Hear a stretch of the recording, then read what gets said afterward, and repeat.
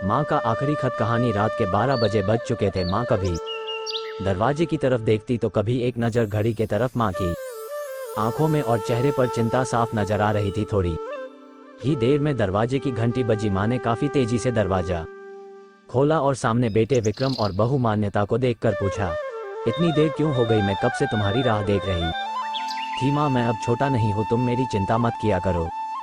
विक्रम घर के अंदर प्रवेश करते हुए बोला, बेटा कितना भी बड़ा हो जाए माँ के लिए छोटा ही रहता है। चलो छोड़ो हाथ पैर धो लो, मैं तुम्हारे लिए खाना लगा देती हूँ। माँ ने दरवाजा बंद करते हुए कहा, माँ जी हम बाहर से खाना खा कर आए हैं, आप खा लीजिए, हम सोने जा रहे हैं। बहू मान्यता ने कहा, लेकिन मैंने तो तुम लोगों की पसंद की खीर बनाई है, आओ थोड़ी थोड़ी खा लो। माँ तुझे एक बार में समझ में नहीं आता क्या? तेरी बहू ने कहा, ना हम बाहर से खाना खा कर आए हैं, क्यों परेशान करती है? जा तू खीर खा ले और सो जा, और हमें भी से शांति से सोने दे। माँ अकेले कैसे खीर खा सकती थी और उसे बिना खाए नींद कैसे आ सकती थी? क्योंकि बेटे के इंतजार में उसने भी कुछ नहीं खाया था। वह किचन में गई, एक गिलास पानी पिया और अपने रूम में चली गई। सुबह 10 बजे विक्रम की आंखें खुली। बाजू में मान्यता अभी भी सो रही थी। विक्रम हॉल में आया तो लैपटॉप के पास रखी एक चिट्ठी पर उसके नजर पड़ी। यह चिट्ठी किसकी हो सकती है? ये देखने के लिए उसने चिट्ठी खोलकर पढ़ना शुरू किया। मेरे लाल,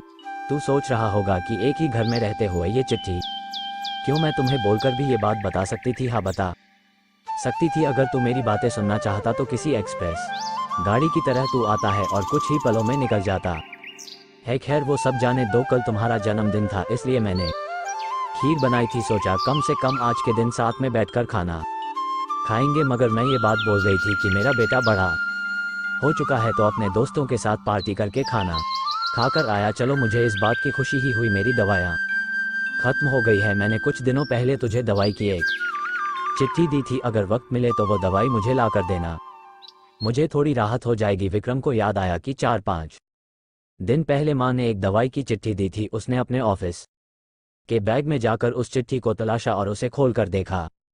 उसमें लिखा था, मुझे ऐसी दवाई ला कर दो जिससे मैं अपने बेटे को भुला सकूं। विक्रम को रियलाइज हुआ कि मुझसे बहुत बड़ी गलती हो गई है। उसकी आंखें नम हो गई। वह तुरंत अपने माँ के कमरे की तरफ दौड़ा। सबसे पहले उठ जाने वाली माँ आज क्यों नहीं उठी थी देखकर उसे आश्चर्य हुआ। उसने माँ को उठाने की काफी कोशिश की लेकिन माँ एक गहरी नींद में सो चुकी थी। विक्रम के पास फूट फूट कर रोने के अलावा और कोई चारा नहीं बचा। दोस्तों ये कहने की जरूरत नहीं है कि माँ बाप जीवन में कितने मूल्यवान है। उनके रहते हुए ही उनकी सेवा करो, उनसे प्यार करो, वह चले जाएंगे तो कुछ नहीं कर पाओगे।